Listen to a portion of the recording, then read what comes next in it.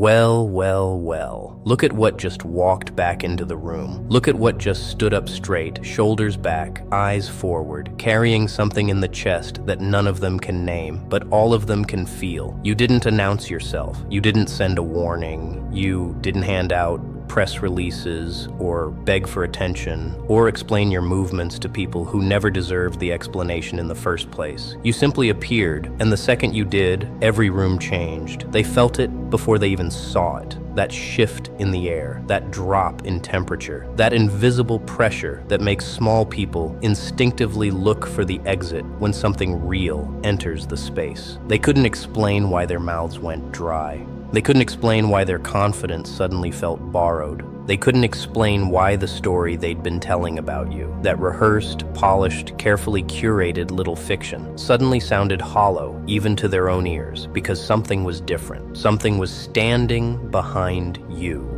Something was walking with you that they could not see, could not touch, could not calculate, and could not fight. And that is when the questions started. Quiet at first, a whisper in a group chat, a raised eyebrow across a room, a conversation held in parked cars at midnight because they needed to ask each other the one question that had started keeping them up at night. Who is behind this person? Who is protecting them? Who is standing in the dark at their back, making sure they don't fall? That single trembling question broke something deep in them before you ever said one single word, because the truth, the real and devastating truth, is that the answer to that question is something they will never fully understand. The force behind you isn't one they can bribe. It isn't one they can network their way into. It isn't one they can copy, corrupt, or cancel. And when they finally started to piece together what has been moving on your behalf, the screaming began, quietly at first,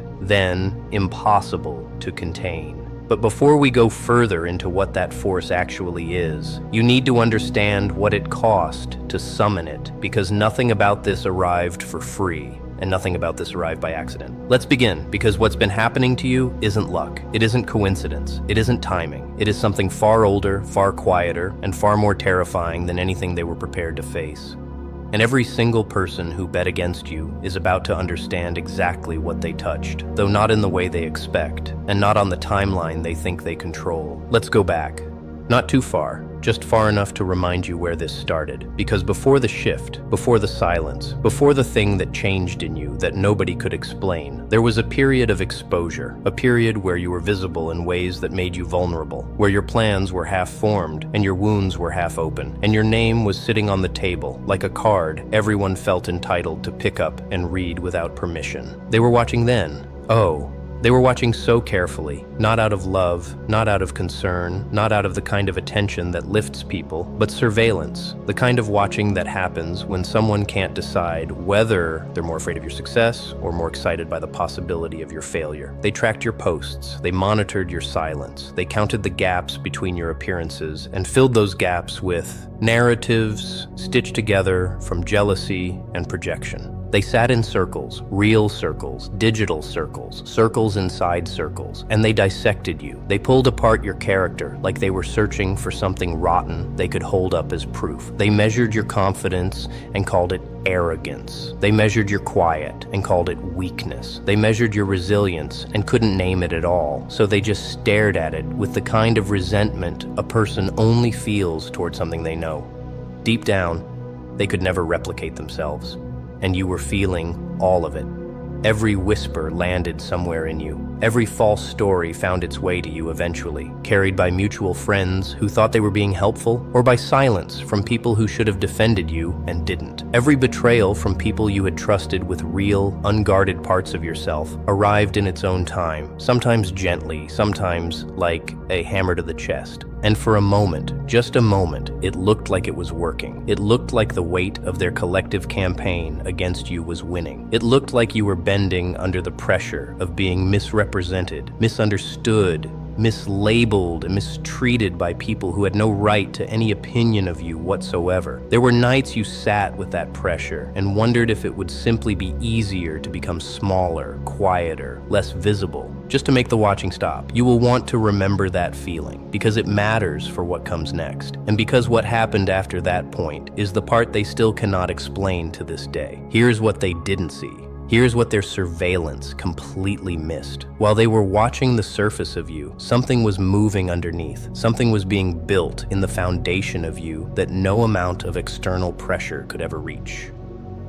They were so busy watching your face that they never noticed what was being fortified in your spine. They were so focused on the performance that they completely missed the transformation happening beneath it. In rooms they were never invited into, in hours they could not account for, in private decisions they would never know you made. And by the time they realized what had happened, the person they thought they had studied so carefully was already gone, and something else entirely was standing in that space, wearing a familiar face, but answering to a different architecture altogether. Here is where it gets uncomfortable for them, because here is where the story stops being about their cruelty and starts being about something they have no framework to process. Because at some point in your journey, and you know exactly the moment, you remember the exact silence that came before it. Something shifted its weight toward you. Something aligned. Something that had been patient, that had been watching, not in the way your enemies watched, but in the way a craftsman watches a material they've been waiting to work with, finally moved. And when it moved, things started happening that had no logical explanation. Doors that should have stayed closed fell open with no effort on your part. Conversations that should have gone sideways somehow landed perfectly, as if someone had rehearsed the room before you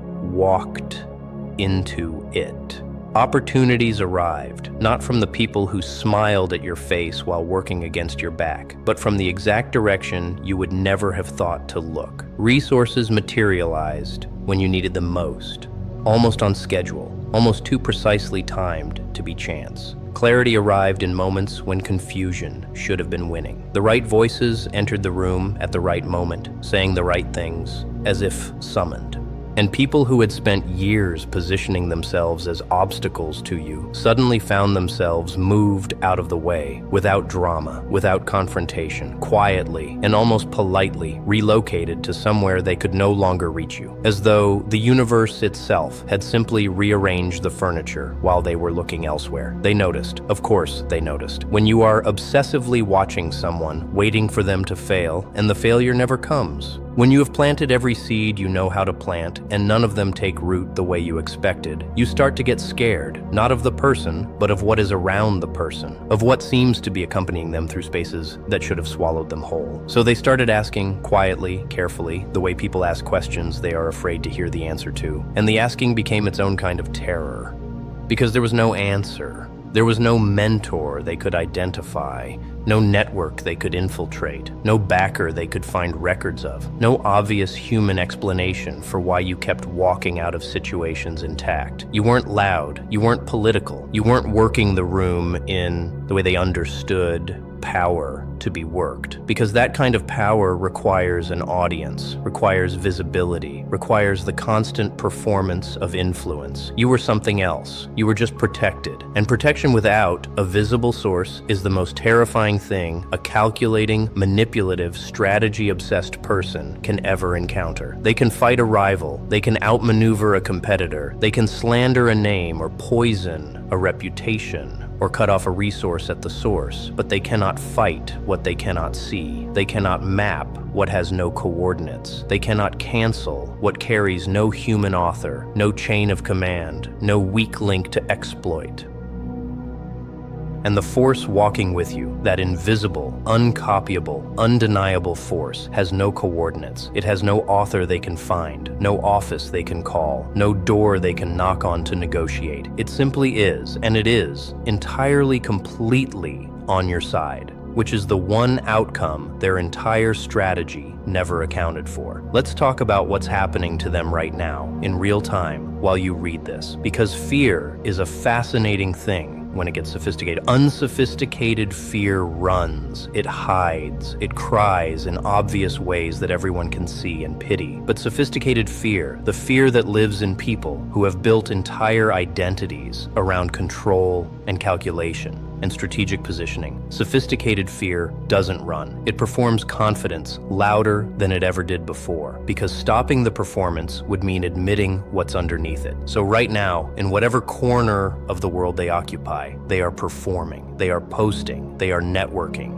They are name-dropping and alliance-building and making absolutely sure everyone in their circle knows exactly how unbothered they claim to be. They are laughing more loudly in public spaces than the moment actually calls for. They are making pointed statements designed to reach your ears eventually. Statements that communicate in the most calculated way possible that they are not afraid of you, that they are not watching you, that you are not even a relevant thought in their thriving, untouchable, fully secured life. And every single performance is exhausting them in ways they cannot admit, even to themselves. Because performance at that scale, the kind of performance required to mask genuine terror around the clock, takes everything. It takes sleep, it takes creativity, it takes the mental bandwidth that would otherwise be used to actually build, actually grow, actually create something worth having instead of something worth defending. Instead, every resource they have is being funneled into the maintenance of an appearance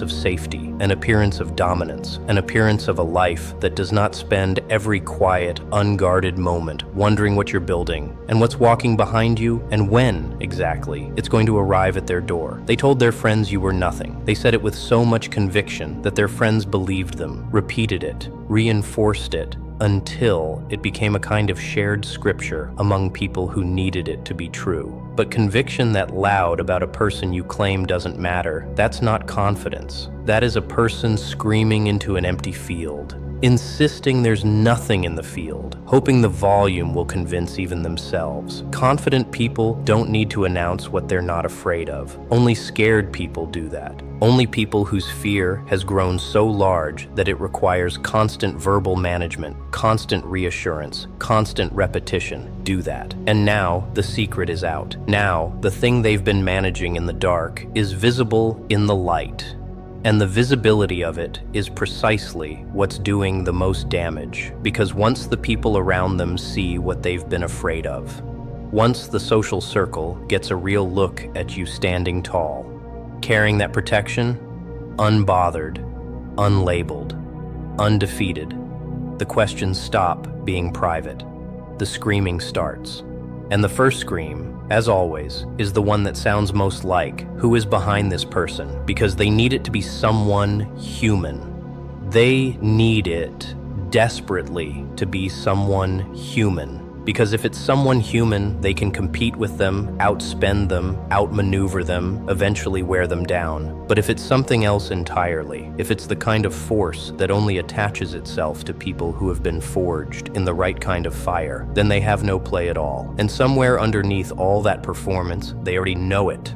Let's spend some real time here, because this is the part they will never fully understand, no matter how long they study you, no matter how many circles they form to dissect your every move. This is the part that makes the protection possible in the first place. Because protection, like what you carry, doesn't arrive randomly. It doesn't land on people who haven't been prepared to receive it. It doesn't accompany someone through hell unless that someone was built through the hell.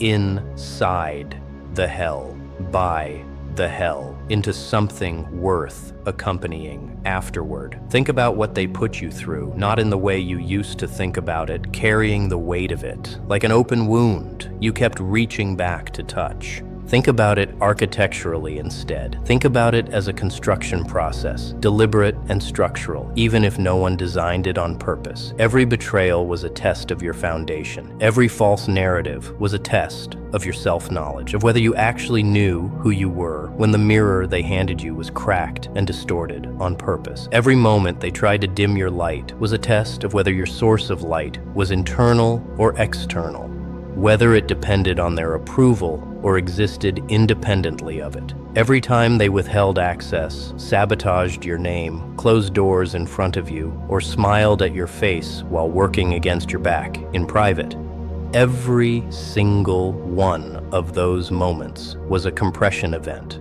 Pressure applied to a material to reveal whether it shatters or whether it hardens into something rare and load-bearing. And you hardened, not into bitterness. Bitterness is a brittle material. It looks hard from the outside, looks like strength, but it breaks at exactly the wrong temperature, at exactly the wrong moment, usually in front of exactly the wrong people. No, you hardened into something far more durable than that. You hardened into clarity, into patience, into the specific kind of stillness that only people who have survived extended psychological warfare ever come to possess. The stillness of someone who no longer needs external noise to confirm who they are.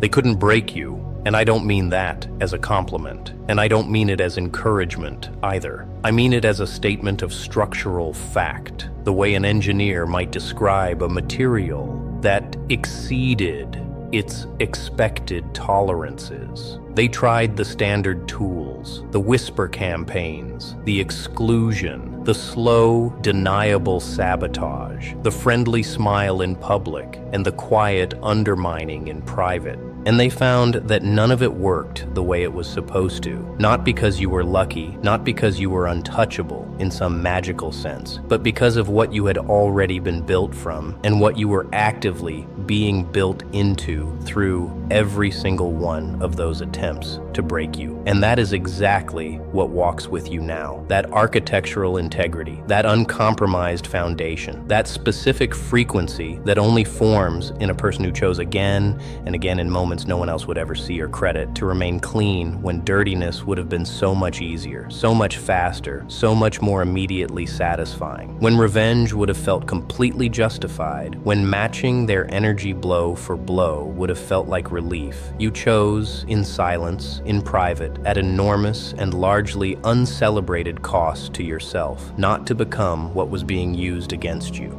And that choice, repeated daily for years, without anyone clapping for it, built something in you that cannot be constructed by ambition or strategy or networking alone. It can only be built by surviving, and surviving correctly, with your character still intact at the end of it, and you did exactly that, even on the days you weren't sure you would. This next part is for the ones who are especially uncomfortable right now reading this, and you'll know exactly who I mean the moment I describe them. Not the overt enemies. They've made their position clear, loud, and unapologetic, and at least that clarity has its own strange kind of honesty to it. No, this is for the ones who shifted, the ones who used to stand in the front row of the campaign against you and have quietly, without announcement, without apology, without a single word of explanation, relocated themselves to a neutral position or further. Some of them have moved so far from where they started that if you placed their current behavior next to their behavior 2 years ago, side by side, it would look like two entirely different people occupying the same name. You know exactly who they are.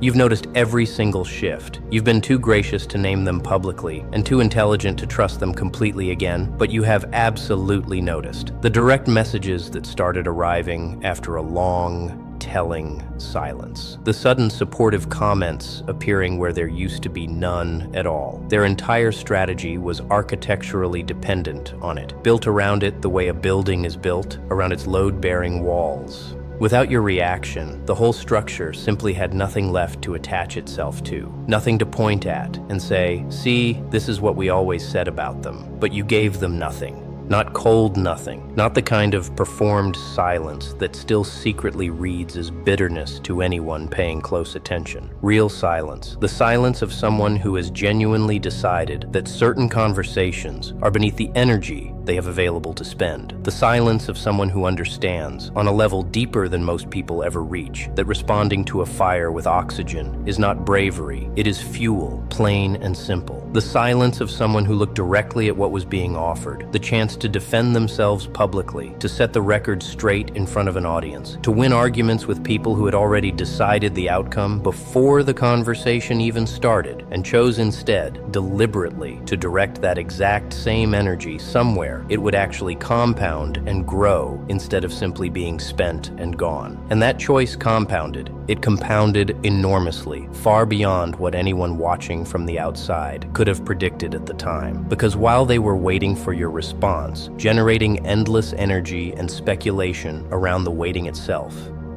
you were building quietly, privately, without an audience watching or applauding any part of it. And the build kept arriving, slowly, in your posture, in the way you carried a room now, in the caliber of the spaces you started being invited into without asking, in the quality of the people who started aligning themselves with you without being recruited. The silence wasn't emptiness at all. The silence was the sound of construction, happening at a frequency they simply did not have the equipment to hear. And now the building is visible. Now it's standing, fully formed, impossible to argue away. And they're looking at it, realizing, slowly and then all at once, that every single hour they spent waiting for your response was an hour you spent quietly making this instead. And they will never get those hours back, not one of them. Your silence cost them years of their own lives, spent waiting, speculating, performing certainty they didn't actually have. And they will spend years more trying to understand how someone could possibly be that comfortable,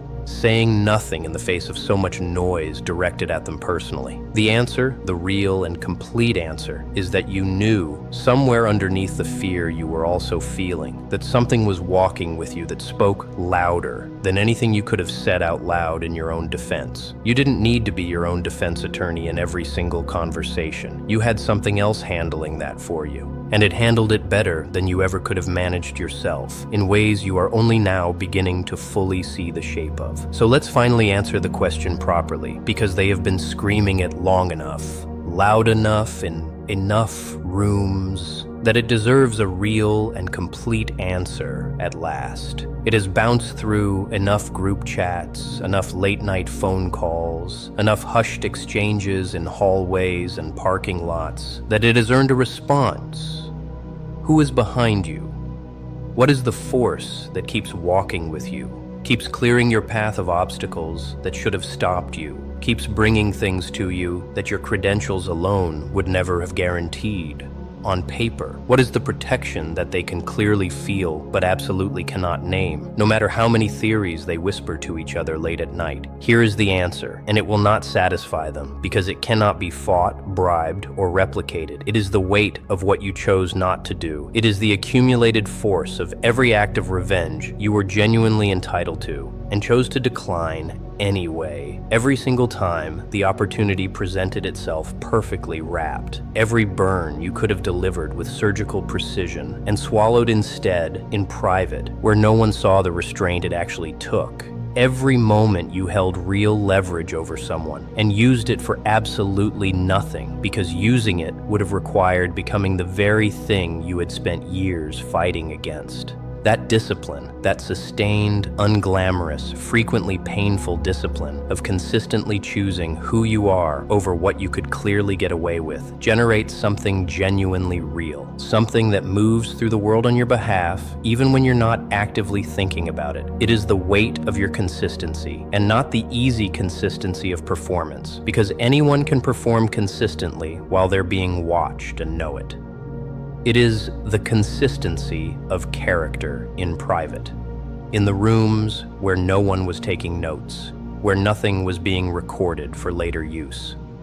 The way you treated people when there was absolutely nothing to gain from treating them well. The way you kept your word in situations where breaking it would have been completely invisible to everyone except you. That consistency built a specific kind of trust, and not human trust, which is fragile, conditional, and always subject to renegotiation the moment circumstances shift. A deeper, structural kind of trust, the kind extended toward people who have proven repeatedly and at real cost that they can be relied upon precisely when reliability is expensive. And it is the weight of your pain, the pain you transformed rather than simply transferred onto everyone around you. Because look at them, really look at the people who built their careers attacking you. Every decision they've made has been wound-driven, fear-driven, scarcity driven from the start. They've been spending their pain like currency their whole lives, buying short-term advantages with long-term destruction, and calling the transaction strength. You held your pain instead. You turned it inward. You actually processed it, slowly and without an audience. And you let it change you rather than weaponizing it against the world the way they did with theirs. And that transformation, that genuinely alchemical process of turning suffering into capacity instead of cruelty, generates a force that has no human author at all. It simply exists. It walks alongside the people who have actually done that work, who have paid that specific and largely invisible price. And it walked with you, every step, even the steps you took alone in the dark, certain no one was watching and certain nothing was working. That is who is behind you. That is the answer they were never going to be able to handle, no matter how long they kept asking. The answer is everything you chose to become, instead of everything they actively tried to make you into. And now they're realizing it, slowly at first, and then all at once, really and genuinely realizing that they cannot fight a past. They cannot compete with a process they never understood the rules of. They cannot cancel a consequence that was already set in motion years before they noticed it building. What you built, and what built itself through you, across every single test they unknowingly administered, is simply not subject to their strategies, their alliances, their carefully worded statements, or their performed indifference. And that, more than anything else they've ever had to sit with, is the most terrifying sentence of their entire lives. Because it means the story isn't over. It means the questions they're whispering tonight are only the beginning. And somewhere just ahead of them, closer than they think, is the moment they finally understand exactly how much more there still is to lose. So let them keep watching. Let them keep asking. Let them keep performing certainty into rooms that no longer believe them. Because every hour they spend doing that is another hour the foundation beneath you sets a little deeper, a little harder, a little further out of their reach. And there's nothing left for them to do now but wait for the part of this story they were never given permission to write.